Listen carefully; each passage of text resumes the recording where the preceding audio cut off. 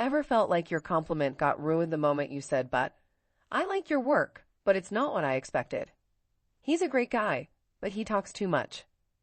That's a good idea, but let's do it differently." See the problem? But cancels everything that came before it. It creates a wall, a block, a red light in conversation. So how can you express a different opinion or contrast without sounding negative or dismissive? Let's replace but with natural, fluent, and powerful alternatives. However, perfect for formal conversations. It's a solid plan. However, we need more data. Though, casual and fluent. The movie was slow, nice visuals though.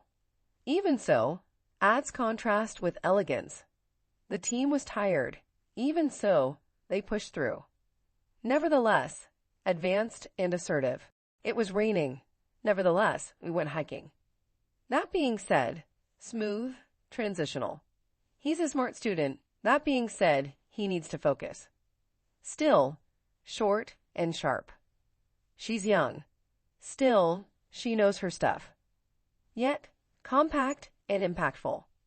He failed, yet he never gave up. Why this matters? Using but too much makes you sound critical. Using smarter alternatives makes you sound fluent and respectful. Tone matters, and words shape tone. Remember, it's not what you say, it's how you say it. So next time you feel a but coming on, pause and choose a better word.